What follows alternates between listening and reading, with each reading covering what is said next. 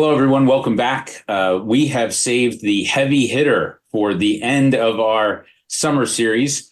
And Dan being English and all, I've had to explain to him what the cleanup hitter is as it applies to baseball. And he is the cleanup hitter for our summer series of conversations with the different investment firms. So Daniel Kemp, Chief Research and Investment Officer, Morningstar Investments. Welcome back.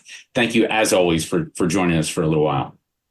Lou, it is great to be back with you. Thank you so much for having me.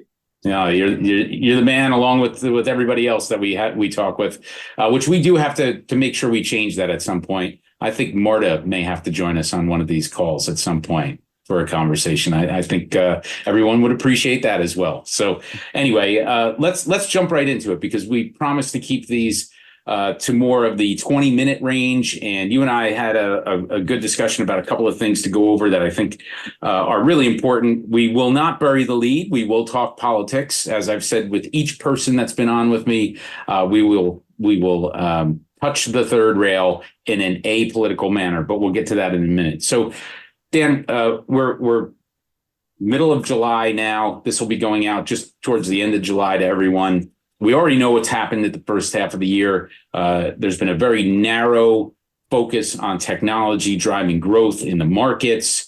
We like what we see from a balance standpoint, because, of course, the technology sector has really dragged a lot of different sectors up with it. If I can ask you broadly, what is Morningstar looking at for the next 6 months as it applies to investments? So we've had the technology trade.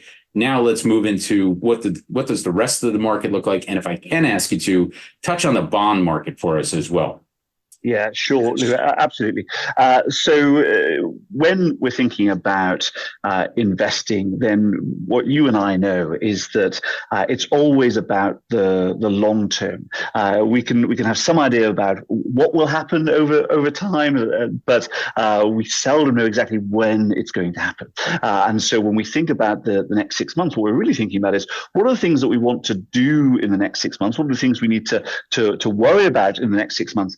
Even if they don't play out for quite a long time ahead. So as we look at the market ahead of us, you summed this up really nicely in our earlier conversation. You said that the first half has been nice but narrow, which is exactly right. So if you've been invested for the first half and you've had a broad spread in your portfolio, then you've seen quite healthy returns over that period, in sharp contrast to what we experienced a couple of years back. And so as we go into the second half of the year, then what does it look like to us? Well, I think if I had to sum it up, I'd say, well, it's probably going to be broader, but it's also probably going to be bumpier. And so we've gone from nice but narrow to broad and bumpy. And the reason I say that is because there's lots going on in the second half, which could feed into investment, feed into the way that investors are thinking, and of course impact short-term returns. And these are often dangerous times for investors because when markets get a bit bumpier, when we see prices fall, and we see those headlines in the newspaper on television, then that's when people get worried and sometimes will want to sell investments or disinvest in some other way or lower risk, and that's where the big mistakes are made. So I want to encourage everyone, as you think about the second half of the year, to really understand that it may be a bit bumpier, but this is just a normal part of investing. But it is something that when we have big political events, and of course we've got a very big political event which we'll come on to talk about, then that's when you often get these bumpier markets. So people just need to be prepared for that. As we're recording this, we had a day yesterday where large technology companies were down over 3%. That's entirely normal. They've gone up very rapidly over the last 12 months, and so these sort of things happen. But it's a time not to be concerned, but to buckle in and remember that you're here for the long term. And as we think about bond markets, then of course that is far more directly linked to politics and economic policy in particular.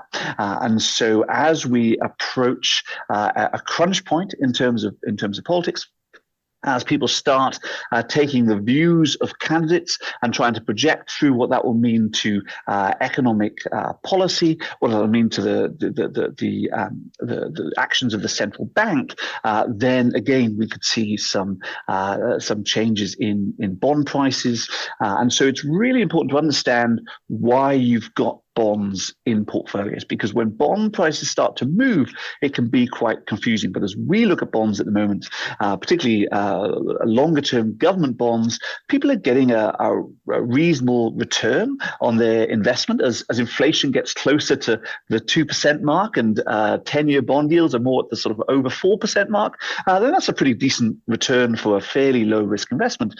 But of course, that doesn't mean that they will always move in the opposite direction to stocks. There's a belief that stocks and bonds always move in a different direction. That's not always the case. Sometimes they can fall together, and so that again is when that happens, or if that happens, it's not a reason to panic. It's just to understand that this is part of the normal price movement of things. And over time, if you're buying a bond with a 4% yield and 2% inflation, then you're probably going to get a decent return in the same way as if you're buying stocks when other people are more fearful, then you're likely to get a decent return. All right, there is so much to unpack there. So many questions that I have. We can't cover them all. I'll start with the first one. What's a newspaper, Dan? So it's, so anyway, and now, by the way, part of the reason that I'm in this work is every day when, as a kid, I woke up and I would run out to the front, which you've seen my parents' home now. I would run out to the front. I'd pick up the Newark Star Ledger, had the greatest sports section ever, but it ended with the stock quote. And eventually, my next door neighbor taught me how to read the stock quotes, the bid, ask, the close, and everything else. So that's part of the interest that started when I was just a little kid here. So I know what a newspaper is, all joking.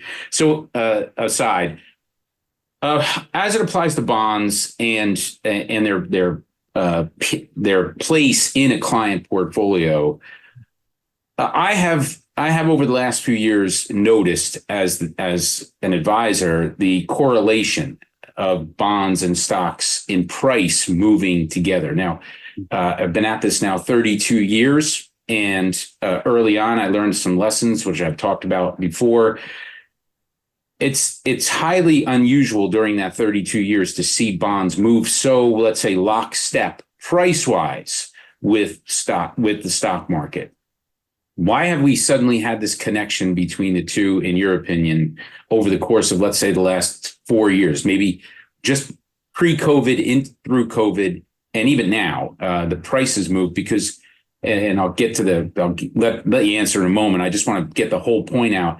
Bonds, there was that prevailing theory for literally decades. If I own, say, 20% bonds over here and the stock market drops, well, theoretically, the value of the bonds lifts. And now the value of my portfolio doesn't look so scary, and I'm not hitting the eject button and getting away from all of my investments, which we know isn't a move that we recommend for everyone to do. So how come, why? Give us the why of bonds moving in lockstep with stocks, please. Yeah, sure. So as you say, it is really unusual. And it's particularly unusual where you have both falling together. So it's less unusual for both to be rising together, but it is really unusual for the both be falling together. And it's so unusual that we just remember the last time it happened. So it happened in 1994, and before that, it happened in the early 70s.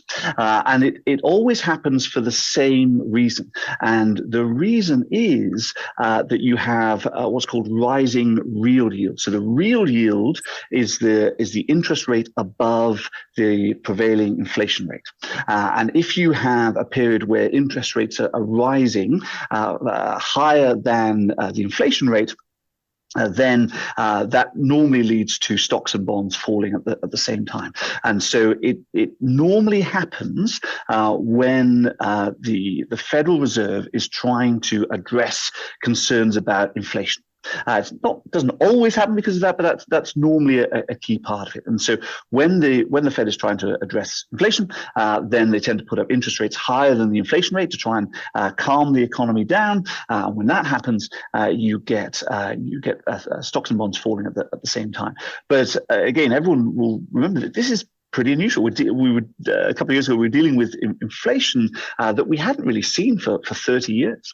And so just because we've lived through that period, we're now at a point where interest rates are higher than inflation, as I mentioned, then that should be less of a concern going forward. And so then you look at bonds, you say, okay, well, they're at a higher yield now, so they're offering better value, and you no longer have a situation where it looks like inflation's going to spike that up.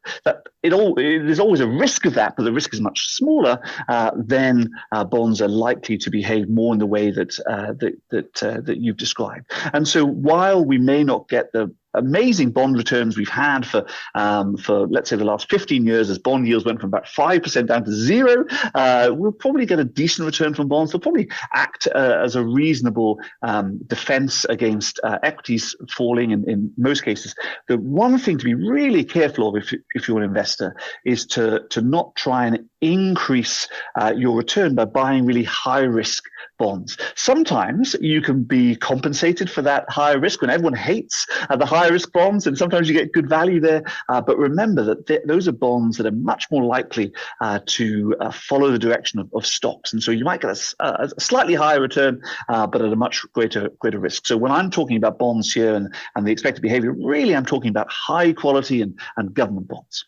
Okay, thank you. Thank you for clarifying. I did not when I got into that long-winded question. So let's not bury the lead here. And I do apologize. Real time during a recording, I have to answer one of my 4 kids because they just won't leave me alone. I'm taking notes and I see it going. So now he's been answered. We're good. So anyway. We can't bury the presidential election conversation. We have to have it, so especially as the cleanup hitter of our summer conversations. And we'll do this again in the fall before we get to November to let's say update this for everyone as well. With staying away from politics, we obviously have highly unusual, let's say, activity, and that is being kind as to the fact an assassination attempt, along with a disastrous performance at a debate. So we have something really unusual going on in American politics right now. You alluded to it a little bit about the presidential election having an impact, causing going from the nice but narrow to the bumpy, so broad but bumpy market. How will politics have an impact on that, in your opinion? Will it have an impact on it, in your opinion, meaning the stock market? Will it have an impact on the stock market? Yeah, I think that sort of the first thing to say is that I'm sure it will have an impact on the stock market, but it's impossible to say which direction. Right. Thank you. Yes. And that's really the challenge with all of this, and it's particularly challenging for investors of all political stripes and colours to think about investing in the context of politics, because people feel so passionately about politics that naturally you go from the way you feel about politics to, well, if this person is elected that I'm voting for, I'm supporting, then that will have a beneficial outcome. That's part of the narrative that's leading you to vote for this particular person, whoever that is. So the problem of thinking about investment in terms of politics is that you carry forward the narrative of why you're voting for this person into expectations for investing, and that's where people are typically disappointed. So we saw this in previous elections. We're seeing it in elections all around the world, where people have been surprised, not necessarily by the outcome, but surprised by the way that markets have reacted, and that's because there is no strong link between any political party in any country of the world, and the outcome for investors, particularly not in the short term. We need to remember that what governments can do is that they can enact laws, they can change tax rates, they can change benefits.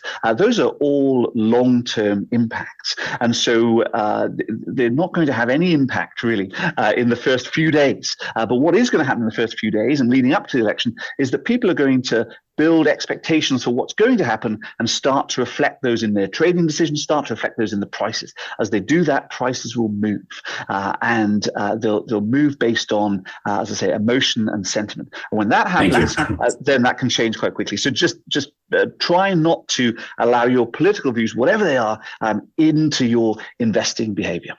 Well, and thank you for that, because this financial advisor will not allow that. Is what it comes down to. So everyone listening, we're not doing anything based on politics, because again, with the benefit of looking backwards and having all these decades of experience and having different investment firms and having Morningstar included to converse with when we're not recording these videos, you really do see the impact of politics is minimal.